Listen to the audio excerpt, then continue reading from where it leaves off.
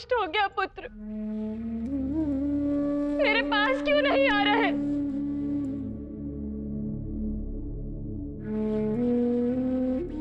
मारुति, कहाँ हो तुम?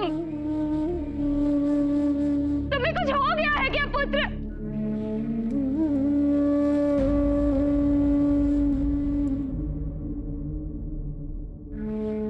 तुम्हारी माँ तुम्हारे पास आ रही है। रुक जाओ अंजना, उस ओर जाने से तुम संकट में पड़ जाओगी। आगे मार्ग नहीं है। ये क्या हो रहा है? मुझे कुछ समझ नहीं आ रहा। अवश्य ही मारुति को कुछ हो गया है।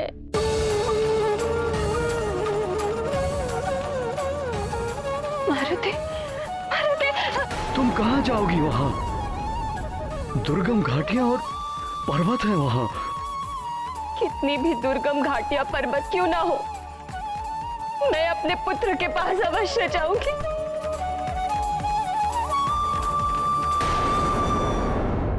जाने दीजिए मुझे, मेरा पुत्र है वहां। यदि मारुति वहां है तो वहां मैं जाऊंगा सैनिकों के साथ। तुम नहीं जाओगी।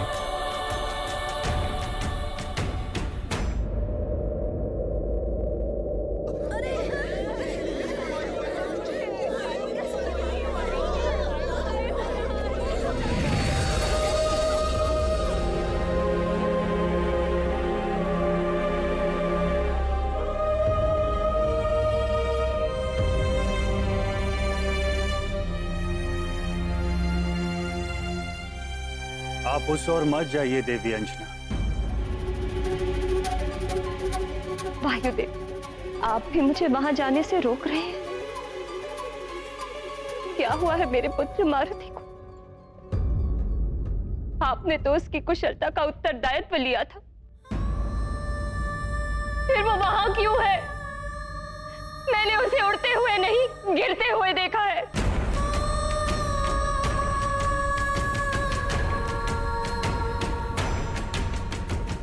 सत्य कह रही हूँ वायुदेव, यदि मारुति कुशलता से है तो बुलाइए उसे यहाँ मेरे समक्ष। या फिर आपकी कोई नई क्रीड़ा है ये? कोई नया प्रशिक्षण दे रहे हैं आप उसे?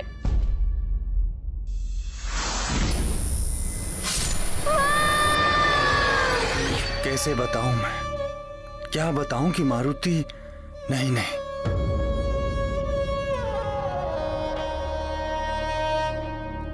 क्या सोच रहे हैं आप वायुदेव? बुलाइए उसे, या फिर मैं उसे बुलाऊं? मारुति! मारुति! मारुति!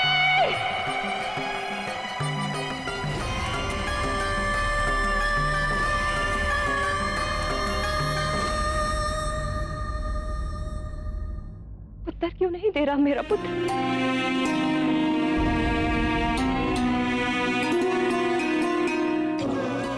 आपकी ये चुप्पी किसी अनहोनी का संकेत दे रही है।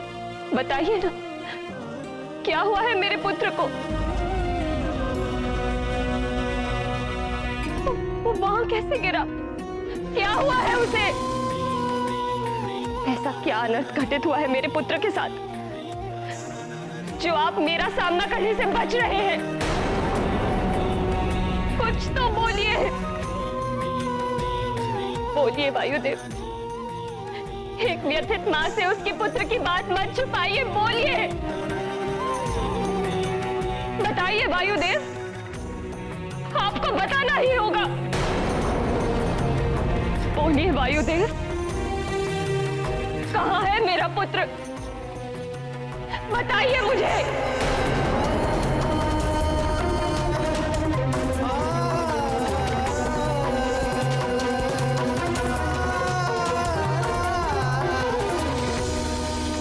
चिंता मत कीजिए देवी अंजना, आपका पुत्र आएगा।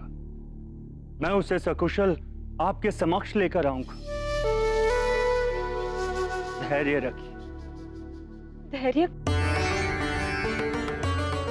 धैर्य कैसे रखूं मैं? रोक रखूं मैं? मैंने अपनी आंखों से अपने पुत्र को आकाश से गिरते हुए देखा है। आप मेरे पुत्र को यहाँ लेकर आइए। मेरी आंखें उसे देखने के लिए तरस रही है। मैं और प्रतीक्षा नहीं कर सकती। ले आइए मेरे मारुति।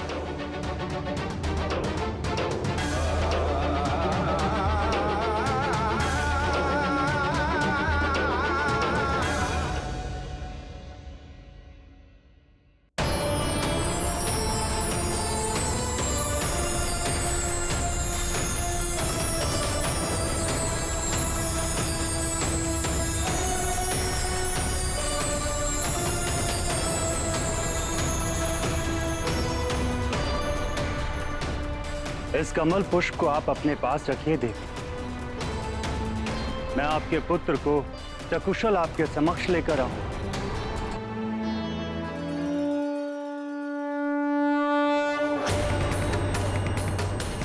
मैं आपको वचन देता हूं देवी कि मैं वायुदेव इस पुष्प के मुरझाने से पूर्व आपके पुत्र मारुति को सकुशल आपके समक्ष लेकर आऊंगा। ये मेरा प्रण, ये मेरा प्रण, ये मेरा प्रण, ये मेरा प्रण।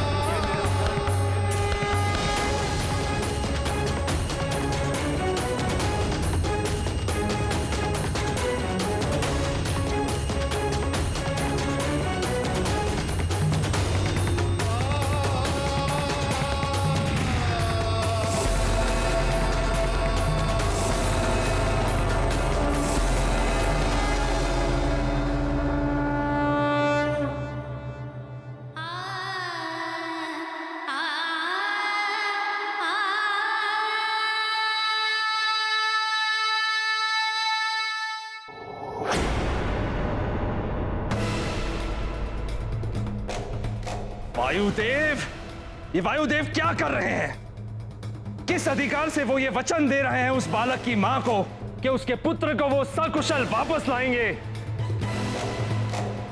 वो मेरे कार्यों में हस्तक्षेप कर रहे हैं। ये अनुचित है। अनुचित कार्य तो आपने किया है देवराज इंद्र। प्रणाम देवगुरु बृहस्पति। कबोध बालक पर वज्र जैसे प्राण घातक अस्त्र से प्रहार किया आपने। आपके हाथ थरथराए नहीं ऐसा करते हुए? अबोध मत कहिए उसे देवगुरु बृहस्पति। यदि वो मुझसे क्षमा मांगता तो मैं ऐसा कभी नहीं करता, किंतु वो एक उद्दंडी बालक था। मैंने जो भी किया वो उचित था। सृष्टि के विधान और नियमों के अनुसार ही मैंने न्याय किया है। न्याय? यदि आप इसे न्याय की संज्ञा दे रहे हैं तो आपके न्याय की परिभाषा में सुधार की आवश्यकता है। न्याय अन्याय का ज्ञान है मुझे देवगुरु बृहस्पति। मैं देवों का राजा देवराज इंद्र हूं। समस्त सृष्टि और प्रकृति को विधान और नियमों के अनुसार संचालित करने का उत्तरदायित्व मेरा ही है। उस बालक ने घोर अपराध किया था। इंद्रदेव,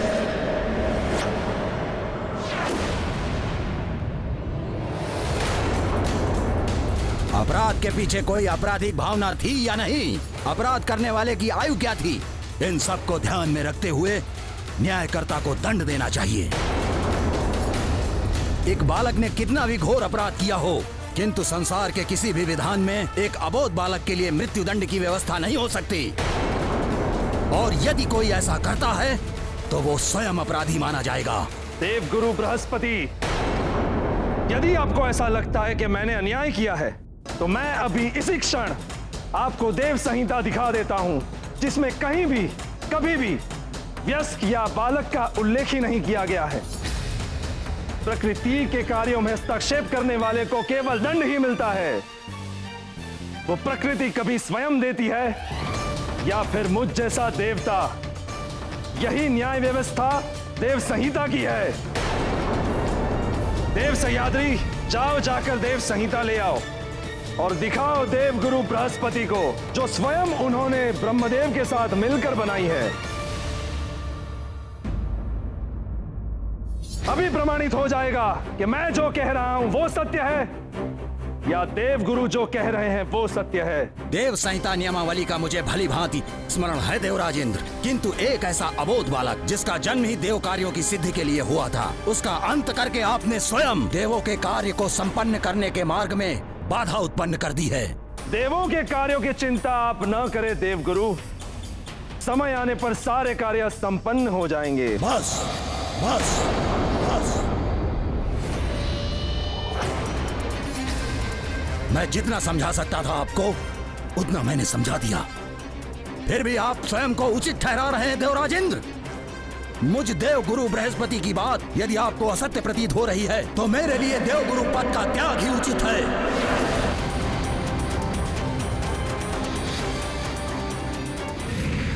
हाँ? देवगुरु तो रुष्ट होके चले गए। देवगुरु ने अपने पद का त्याग कर दिया। ये सब क्या हो रहा है स्वामी? देवों के राजा होकर भी इंद्र ने ऐसा कृत्य किया और उसे उचित भी ठहराया। ये देवों के राजा होने का ही अभिमान था प्रिय, जिसने देवराज इंद्र को दृष्टिहीन बना दिया, जिसके कारण उन्हें ना तो मारुति का अबोध बालपन दिखाई दिया और ना ही एक मां की अपने पुत्र के लिए पीड़ा। इंद्रदेव के मद की पराकाष्ठा है ये, किंतु देवी अंजना की ममता की पराकाष्ठा भी इस घटना में निहित थी। वो किसी भी परिस्थिति में अपने पुत्र तक पहुंचना चाहती थी। उनकी ममता ने वायुदेव को भी विवश कर दिया कि वो उनका पुत्र उन्हें सकुशल वापस ला कर दे। उधर वायुदेव के वचन की भी पराकाष्ठा है कि यदि वो मारुति को सकुशल वापस ना ला पाए तो अपनी देह त्याग देंगे। ये तीनों पराकाष्ठाएं मारुति के जीवन को एक नया आयाम देने वाली थी।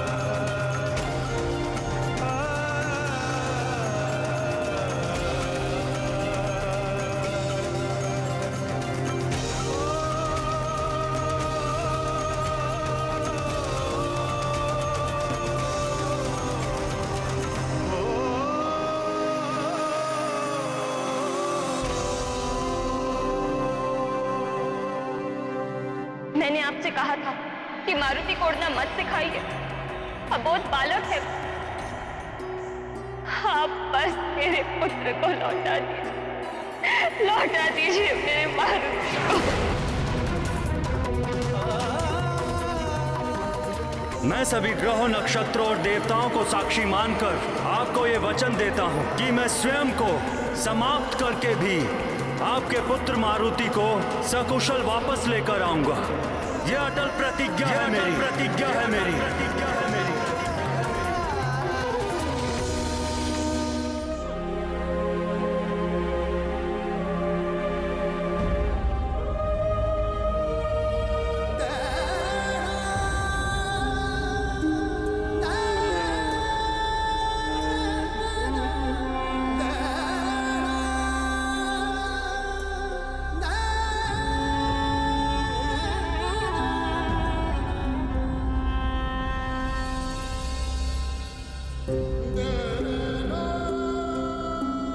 मारुति पुत्र, इस अनहोनी की मुझे कोई आशंका नहीं थी। मैं जो कुछ भी कर सकता हूं अवश्य करूंगा तुम्हारे लिए।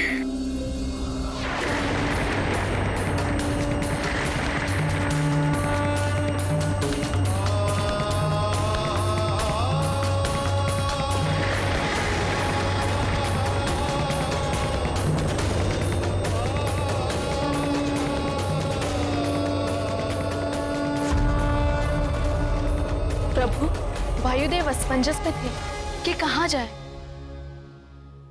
क्रोध, क्षोभ और अपार दुख, ये अंतर मन की वो स्थितियां हैं जिनमें विवेक भी कार्य करना बंद कर देता है।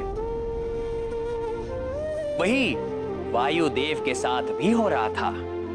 मारुति को वो पुत्रवत प्रेम करते थे, इसीलिए अपार दुख के सागर में डूब गए थे। किंतु ये भी शाश्वत सत्य है प्रिय कि विपत्ति और दुख की घड़ी में माता पिता या भाई बंधु ही काम आते हैं। सबको अंतिम आशा अपनों से ही रहती है, इसीलिए कभी भी माता पिता या भाई बंधुओं से मतभेद या मन मुटाव नहीं रखना चाहिए। अंत में वही काम आते हैं। वायुदेव के यदि कोई थे इस संसार में तो वो त्रिदेव ही थे, इसीलिए वो उन्हीं की शरण में गए।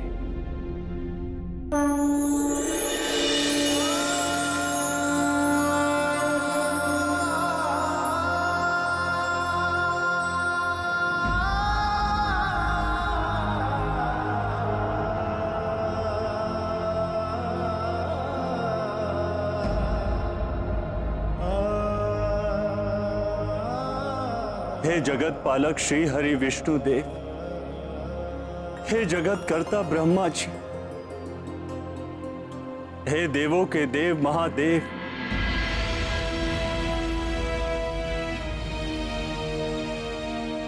अब आपके समक्ष है ये अबोध मारुति। आप त्रिदेवों से तो संसार में कुछ भी नहीं छिपा।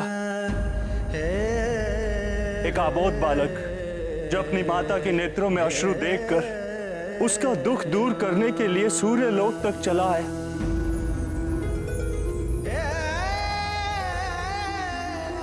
मारुति ने तो बालपन में सूर्य को अपना ग्रास बनाया, किंतु इंद्रदेव तो बालक नहीं है, जो उन्हें यह भी ज्ञान नहीं कि एक बालक को कितना दंड देना चाहिए।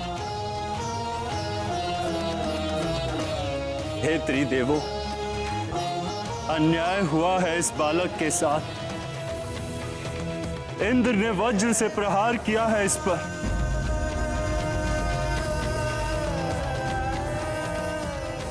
प्रश्न उस वचन का नहीं है जो मैंने देवी अंजना को दिया है, ना ही प्रश्न एक माता के विलाप का है। प्रश्न है देवराज इंद्र द्वारा किए गए इस अन्यायपूर्ण कार्य का। प्रश्न है इस अबोध बालक के जीवन का, जिसका जन्म एक महान उद्देश्य के लिए हुआ था। प्रश्न ये है कि जगत के समक्ष देवताओं के कौन से न्याय का रूप प्रस्तुत करेंगे हम। महादेव, आपका न्याय तो सर्वविदित। आपने मार्कंडे को यमराज के मृत्यु पाश से मुक्त कराके उसके जीवन की रक्षा की थी। आपने जगत के कल्याण के लिए काल को पुनः जीवन दान दिया था। जब कार्तिकेय के हाथों उसकी मृत्यु हुई थी, आप मारुति को भी जीवन दान दे दीजिए प्रभु।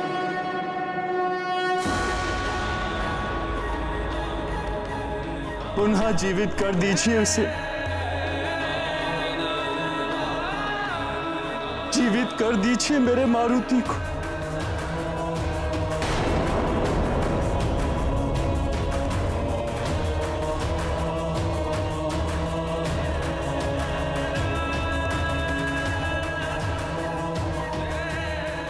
इसे पुनः जीवित कर दीजिए महादेव।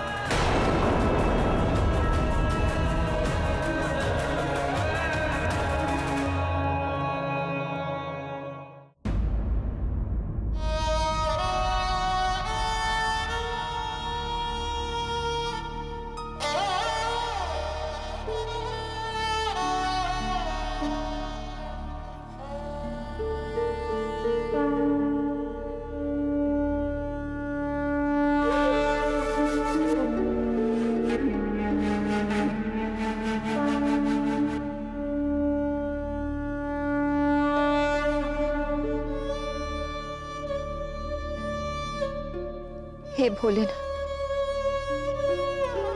हे करुणा के सागर, हे कृपा सिंधु,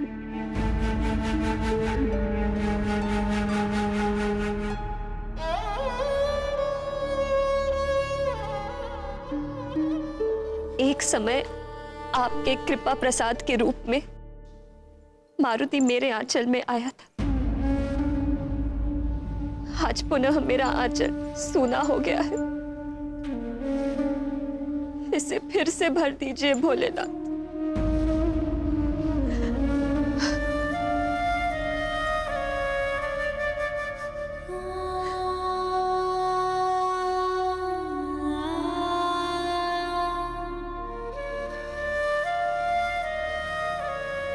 मैं शपथ लेती हूं कि यदि इस कमल पुष्प के मुरझाने के पूर्व मेरा मारुति सकुशल लौट कर नहीं आया, तो मैं आपकी पुजारिन अंजना यहीं आपके चौखट पर अपने प्राण त्याग दे, प्राण त्याग दे, प्राण त्याग दे, प्राण।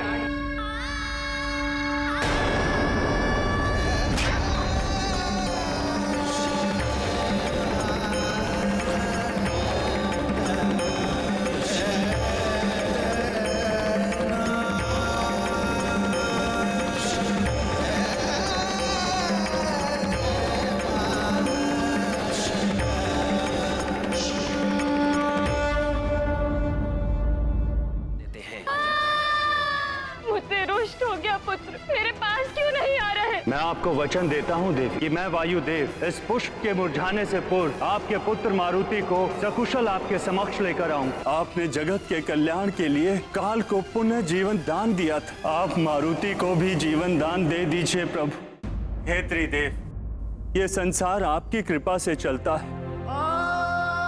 सृष्टि के कण कण में आप वास करते, आपके लिए कुछ भी असंभव नहीं।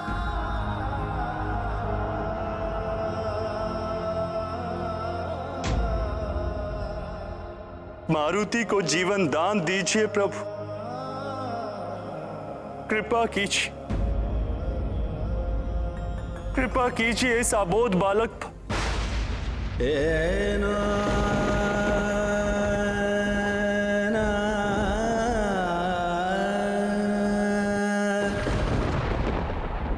प्रणाम देवगण।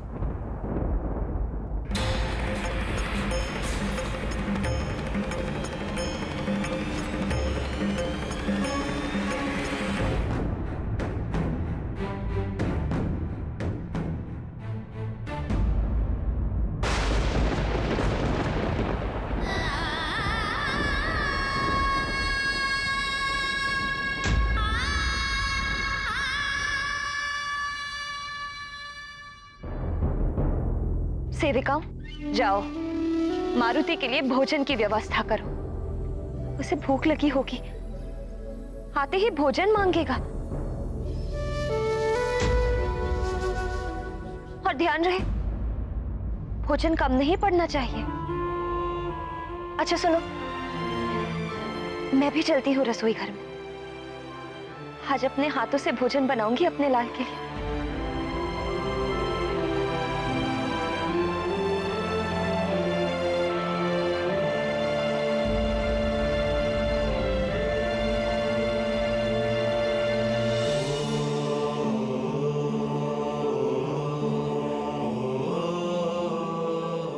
हे करुणा के सागर, हमारे पुत्र की रक्षा कीजिए प्रभु।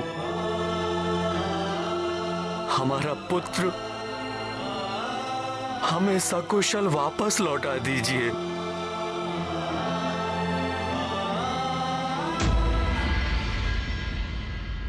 संभालिए अपने आप को केसरी जी। ऋक्षराज जी, भगवान शिव शंकर की आप सब पर असीम कृपा है। वे ही सकुशल लाएंगे मारुति को। आप धैर्य धारण कीजिए।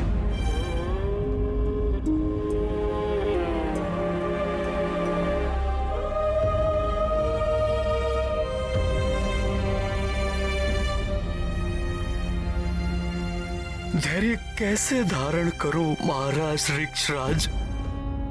ये भवन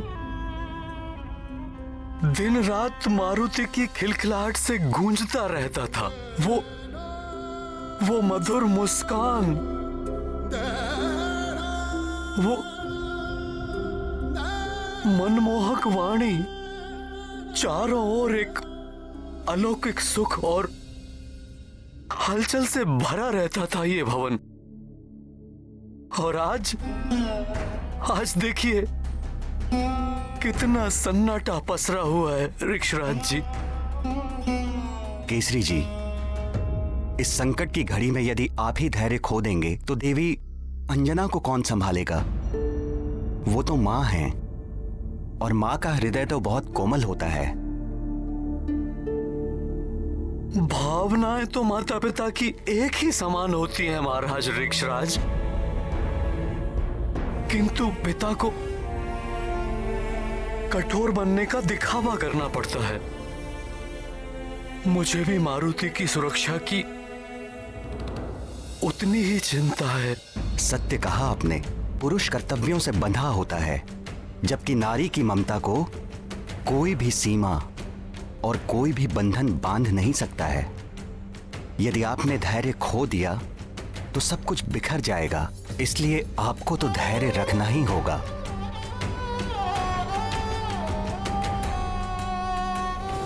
हे भगवान भोलेनाथ, अंजना के विश्वास की विजय हो, यही विनती है आपसे।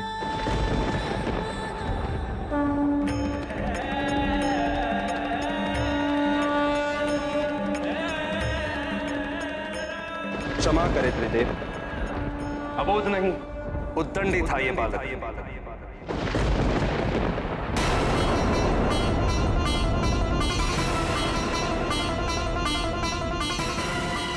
सबने बार बार मना किया, समझाया, इसे रोकने का हर संभव प्रयास किया, किंतु इसने किसी की नहीं सुनी। आज तक संसार में मर्यादा का इससे बड़ा उल्लंघन कभी नहीं हुआ जो इसने सूर्य को निगल कर किया। इसकी घोर उद्दंडता के लिए यदि मैं इसे दंड नहीं देता तो क्या पुरस्कार देता?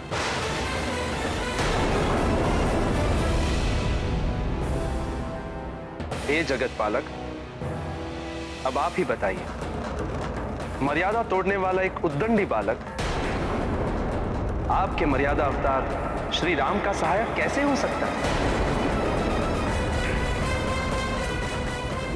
हे भोलेनाथ, आप तो आशुतोष हैं, शीघ्र ही संतुष्ट हो जाते हैं, किंतु एक बात भी समझिए, वायुदेव इस बालक को इसलिए जीवित करना चाहते हैं क्योंकि ये वचन देकर आए हैं इसकी मां को। किंतु महादेव, इस बालक को जीवन देने का अर्थ है प्रकृति के नियमों को भंग करना।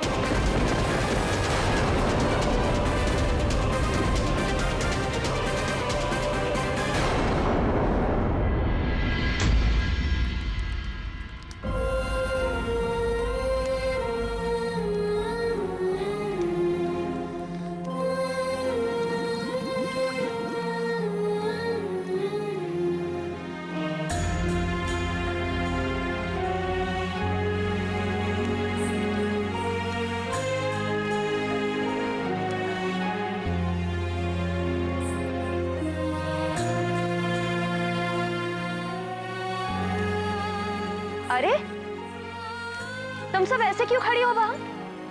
मारुति अभी आता ही होगा, आते ही भोजन मांगेगा तो क्या कहोगी?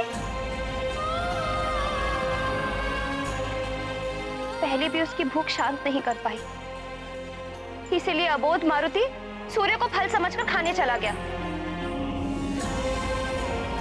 दोबारा अगर ऐसा हुआ ना तो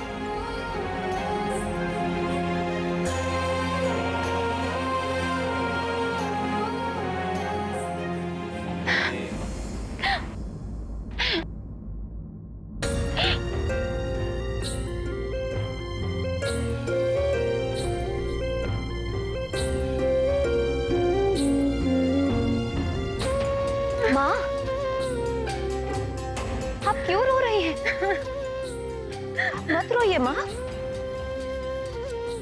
मारुति आएगा?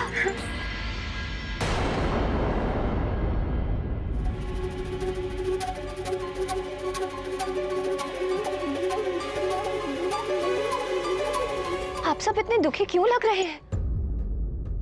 मारुति आएगा, मेरा लाल आएगा। वायुदेव ने वचन दिया है मुझे, कमल पुष्प के मुरझाने के पूर्व वो मारुति को सकुशल लेकर आएंगे। विश्वास है मुझे, मारुति अवश्य आएगा। आप सब समझ क्यों नहीं रहे हैं? मेरा मारुति सकुशल लौट कर आएगा। विश्वास कीजिए मेरा।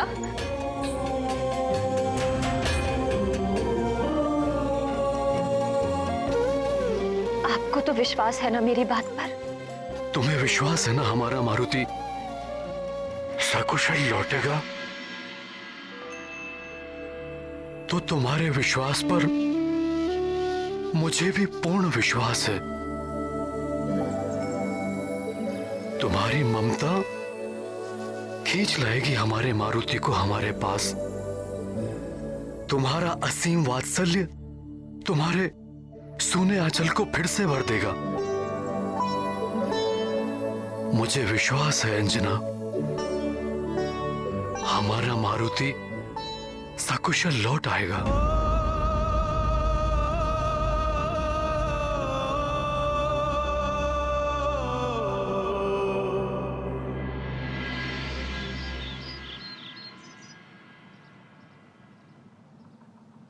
हमारे मित्र मारुति को सकुशल हमारे पास लाइए प्रभु।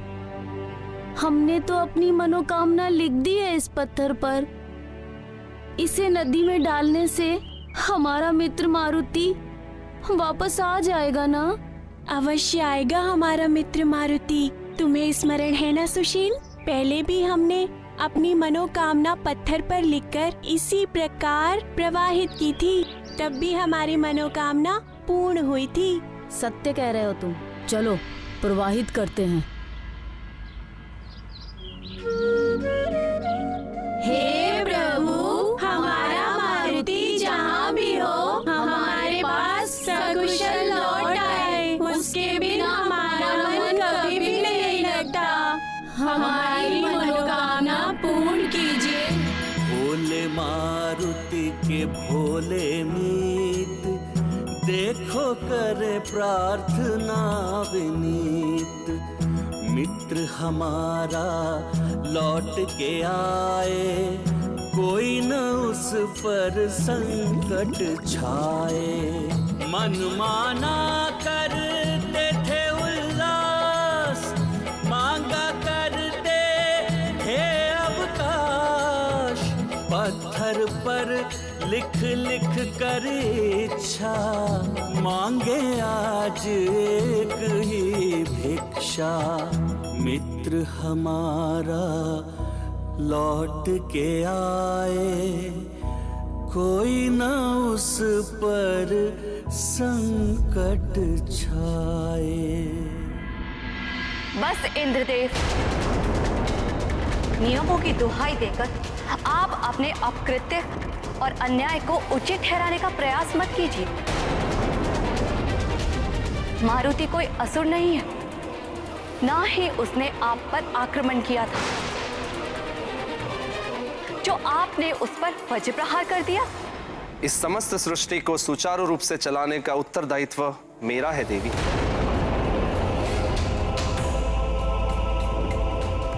मैंने वही किया जो एक देवराज को करना चाहिए था। देवराज? इंद्रदेव, इस देवराज पद ने ही आपके नेत्रों पर अहंकार का आवरण ओढ़ा दिया है, जो ये भी नहीं देख सके कि मारुति ने जो किया वो एक अबोध बालक की बाल लीला है। महादेव, आपको इंद्रदेव के अपकृत्य का निवारण करना होगा। मुझे विश्वास है कि आप मारुति को जीवनदान अवश्य देंगे स्वामी। मुझे भी विश्वास है प्रभु कि आप निराश नहीं करेंगे। विधान का पालन तो सबको करना होता है वायुदेव। यदि महादेव को नियम भंग करने होते तो वो भी देवी सती की मृत्यु के पश्चात उन्हें भी जीवित कर सकते थे, किंतु उन्होंने ऐसा नहीं किया। तो यदि मैंने सृष्टि के नियमों के विरुद्ध जाकर इस बालक को दंडित किया है तो मैं आपके समक्ष उपस्थित हूं।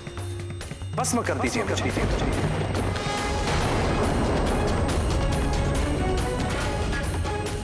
किंतु यदि मैंने अपना कर्तव्य उचित रूप से निभाया है तो मेरे द्वारा दिए गए दंड को पलटना अनुचित होगा।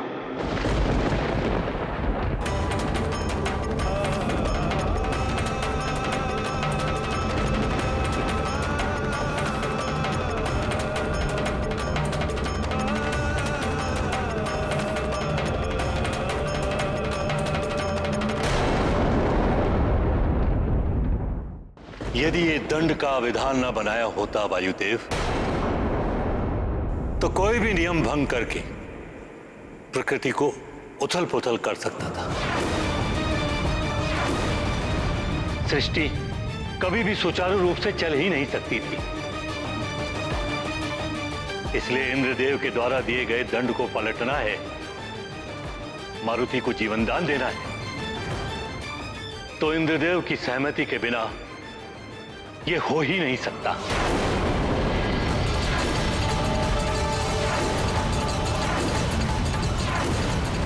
अन्यथा ये देव मर्यादा का उल्लंघन होगा।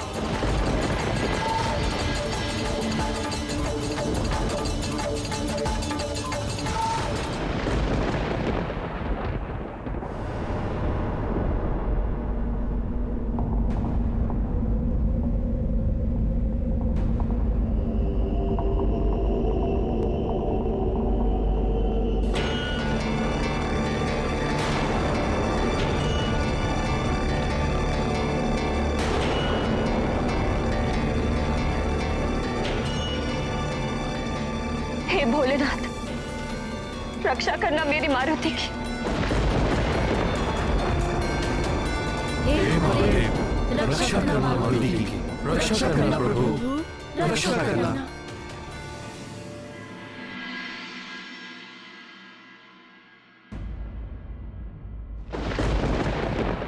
मारुति मेरा अंश है,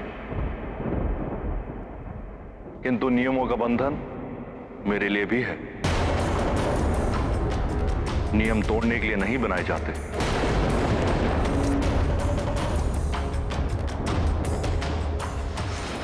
मुझे आपसे ऐसी ही आशा थी त्रिदेव। इंद्रदेव, नियम तो कड़े ही होने चाहिए, किंतु उनमें उदारता और दया का भी स्थान होना चाहिए।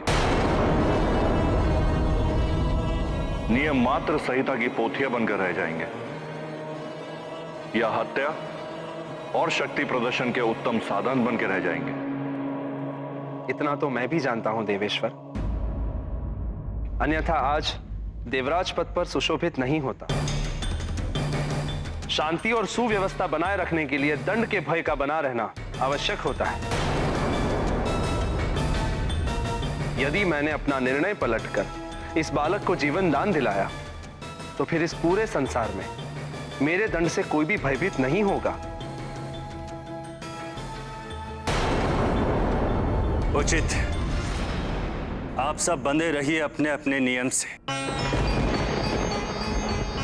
किंतु उदारता और दया का स्थान जिस नियम में ना हो, उस नियम को मानने वाले भी हृदयहीन और भावनाहीन होते हैं।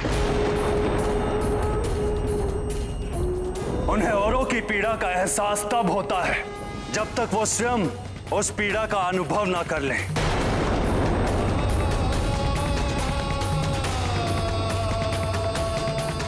बालक को प्रौढ़ों का दंड, हो रहा न्याय का खंड खंड। त्रिदेव हो गए हैं मौन, इंद्राभिमान तो अन्याय में नहीं सहूंगा, किसी लोक में नहीं रहूंगा।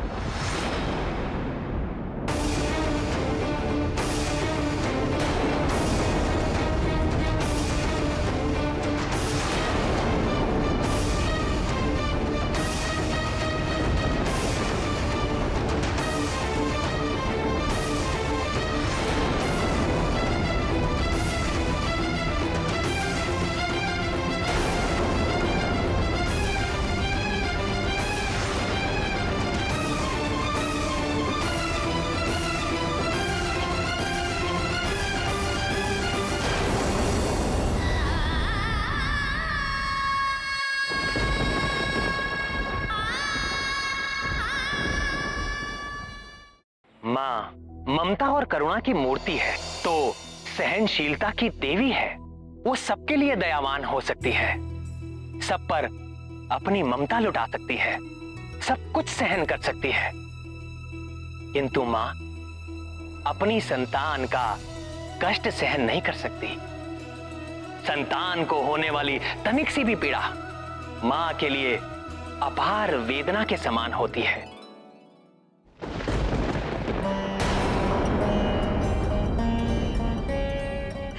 हे भोलेनाथ, अबोध है मेरा मारुति,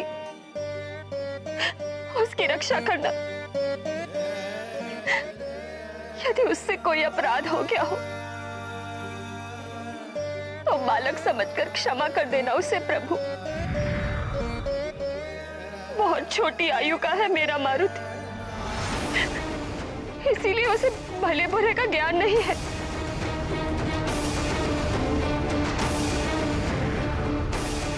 और यदि उसे कोई दंड देना ही है तो उसका दंड मुझे दीजिए।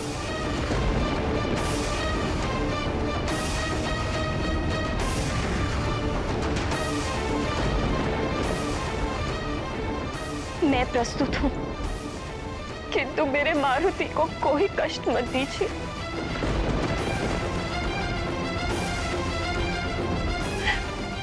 उसके सारे कष्ट, सारी पीड़ाएं मुझे प्रदान कर दीजिए।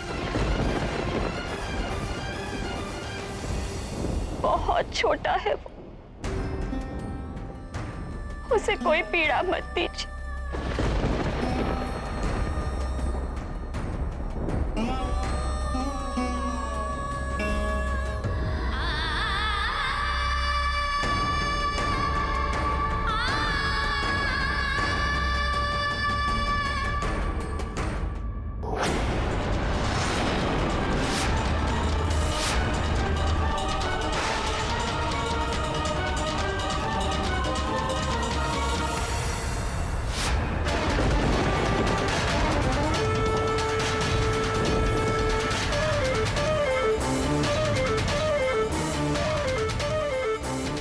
मैं वायुदेव इस पुष्प के मुरझाने से पूर्व आपके पुत्र मारुति को सकुशल आपके समक्ष लेकर आऊं।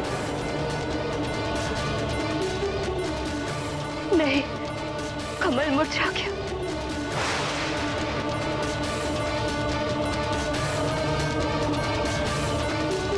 कमल मुरझा गया, कमल मुरझा गया, कमल मुरझा गया, कमल मुरझा गया, कमल मुरझा गया, कमल मुरझा गया।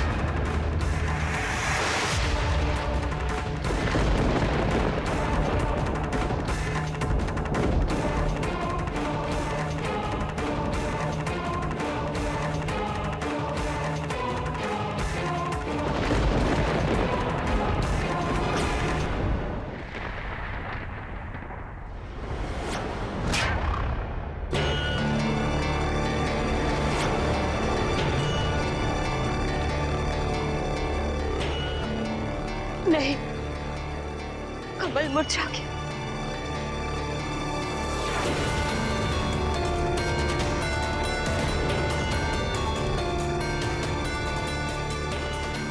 कमल मुरझा गया, कमल मुरझा गया, कमल मुरझा गया, कमल मुरझा गया, कमल मुरझा गया, कमल मुरझा गया।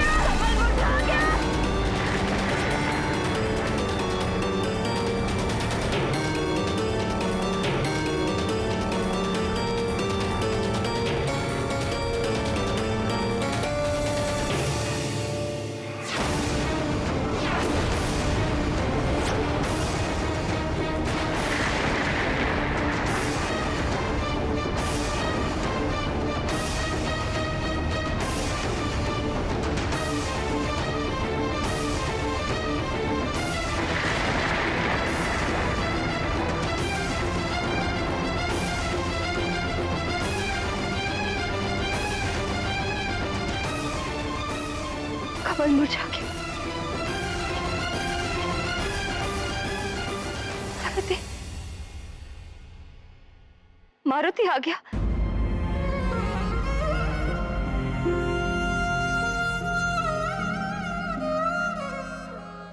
मारुति, मारुति, वायुदेव लाए हैं मारुति को। अंजना, मारुति,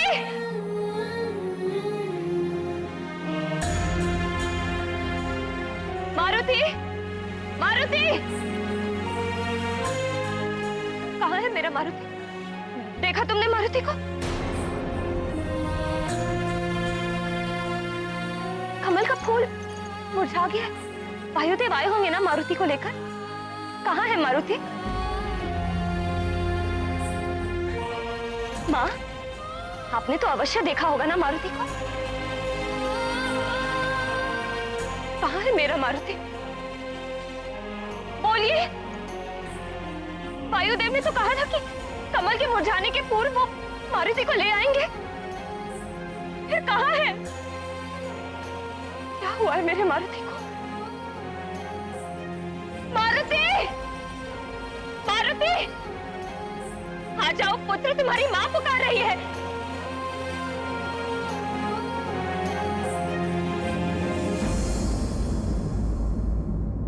रुक जाओ अंजना।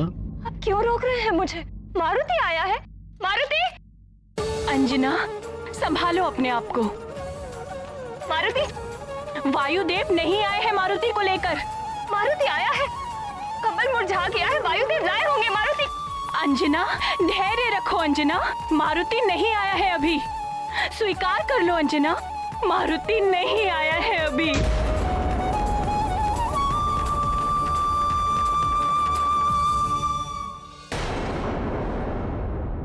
माँ के मन को कौन मनाए, कोई नहीं जो धीर धराए। रोती जाती कहती माता, मारुति मेरे लौट के आजा। पर नीरज दल से जीवन जाए, माता देख देख मुरझाए।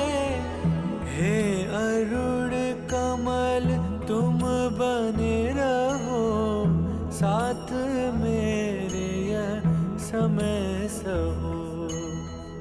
वायुदेव का है शुभ वचन, है जीवित मेरा जीवन धन। जाती कहती माता, मारुति मेरे लौट के आजा। पर नीरज दल से जीवन जाए, देख देख माता मुरझाए। माँ के मन को कौन मनाए, कोई नहीं जो धीर धराए। कोई नहीं जो धीर धराए।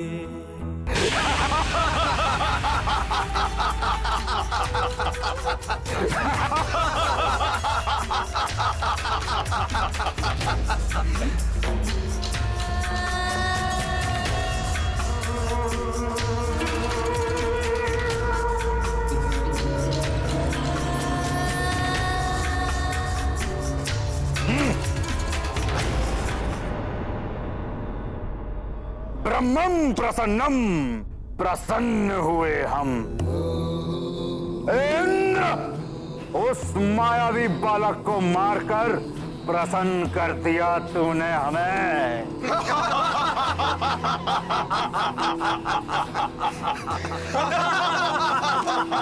असुरों का कार्य एक देवता ने कर दिया।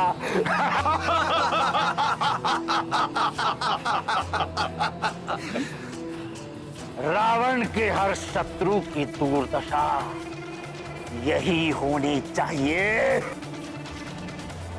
बस इस प्रसन्नता के समय यदि कुंभकर्ण और त्रिशरा भी होते तो और आनंद आ जाता।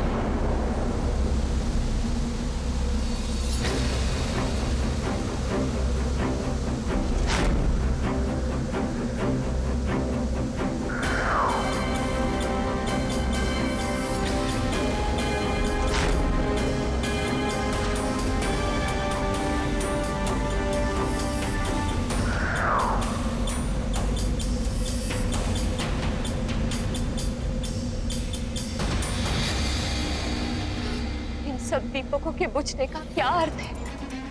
क्या संकेत देना चाह रहे हैं आप मुझे?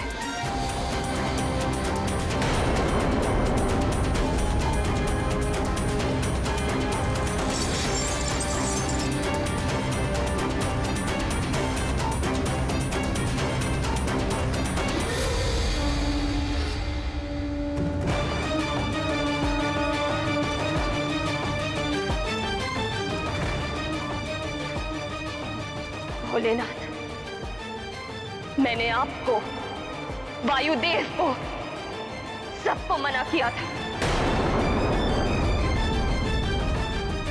कि मेरे मारुति को दिव्य शक्तियां मत दीजिए, उसे साधारण बालक ही रहने दीजिए। किंतु मेरी किसी ने भी ना सुनी।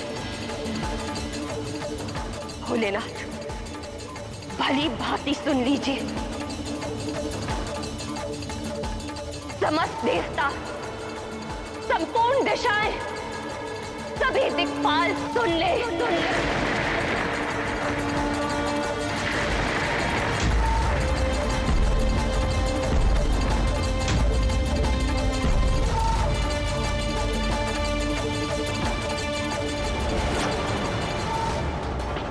मैं मारुति की मां अंजना आप सबको चेतावनी देती हूँ।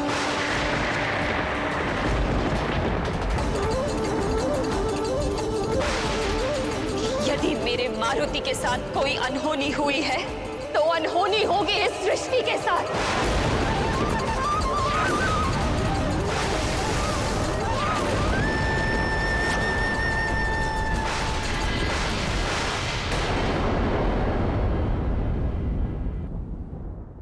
भोलेनाथ, मैं शपथ लेती हूं, यदि नारी संतान को जन्म दे, सृष्टि में वृद्धि कर सकती है, तो संतान की रक्षा के लिए सृष्टि का अंत भी कर सकती है।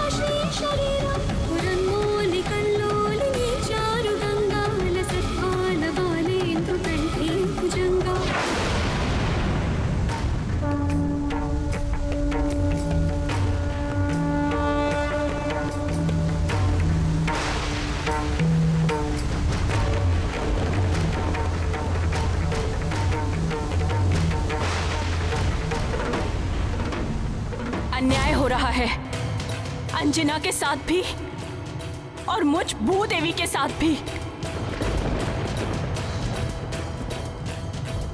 इस भू अर्थात मेरे उद्धार के लिए ही सारे देवताओं का जन्म हुआ है। विष्णु देव का रामावतार हुआ है, तो महादेव का अंश अवतार मारुति के रूप में राम की सहायता के लिए हुआ है। किंतु इंद्रदेव के अहंकार और अपकृत्य ने मारुति के प्राण हर लिए हैं।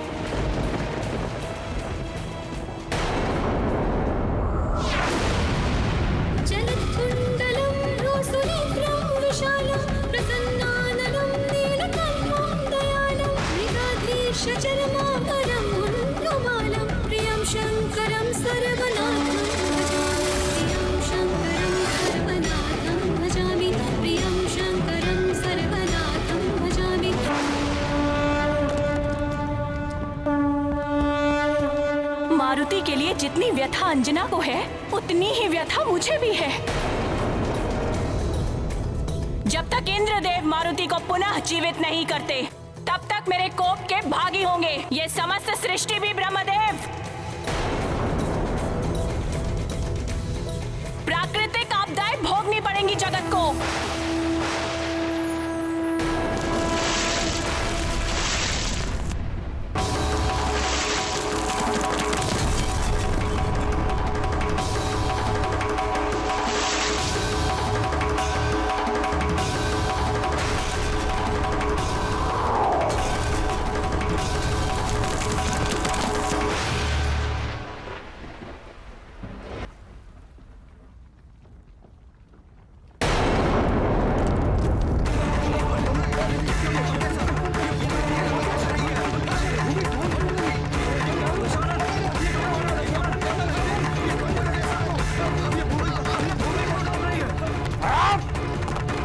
सोमनाथ का प्रभाव है या धरती डोल रही है? अरे ये भूमि फट क्यों रही है लंकेश? क्या हो रहा है?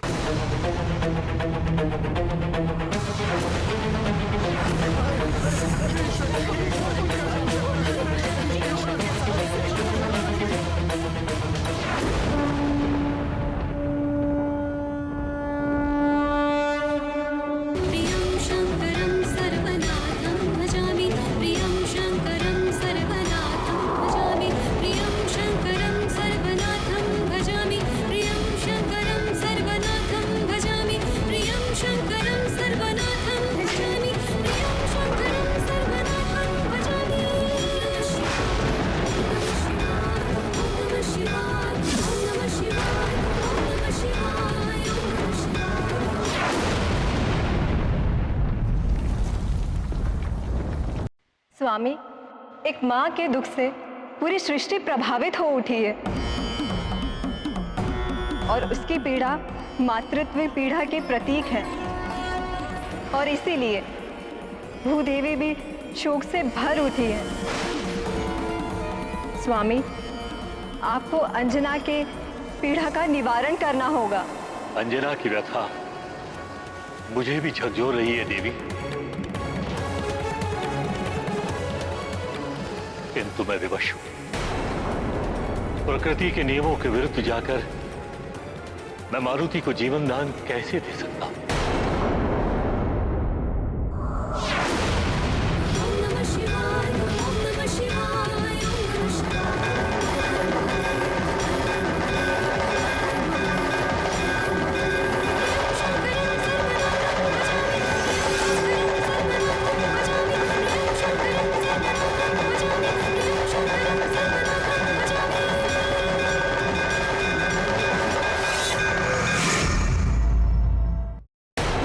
मारुति के जीवन का आपके लिए कोई अर्थ नहीं है। अपने संतान को वापस पाने के लिए तड़पती और निर्दोष मां का वियोग का आपको तनिक भी आभास नहीं है? तो फिर मैं भी तो एक नारी हूं, और मुझ मां के लिए यहाँ पर एक पल भी ठहरना असहनीय है। मैं भी आपके द्वारा उत्पन्न सृष्टि से सारा ज्ञान वापस ले लूंगी। ज्ञान शून्य हो जाएगा ये जगत,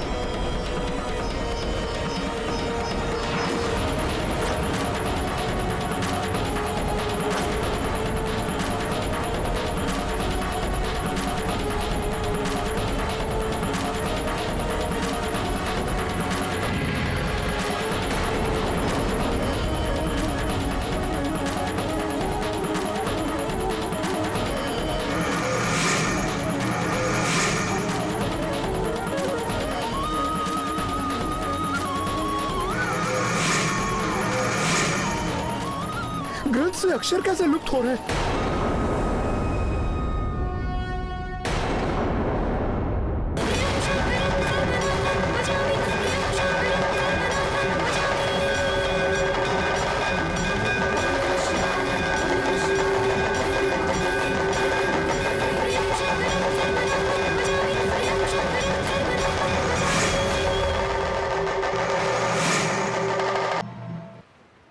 आप मात्र देखते ही रहेंगे श्रीहरि।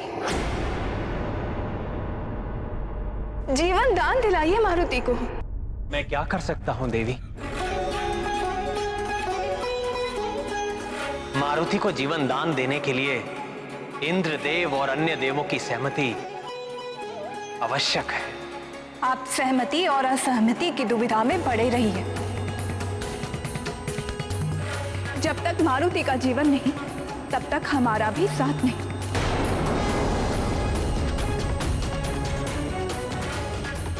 समस्त जगत श्रीहीन हो जाएगा मेरे बिना। सारे भोग विलास लुप्त हो जाएंगे संसार से।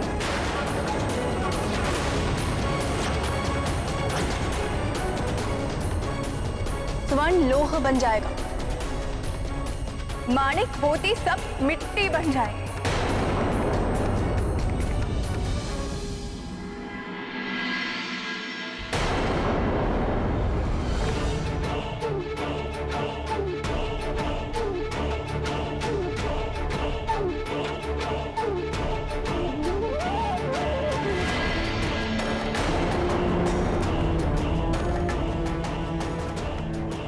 देवी, महादेवी, कहाँ हैं आप?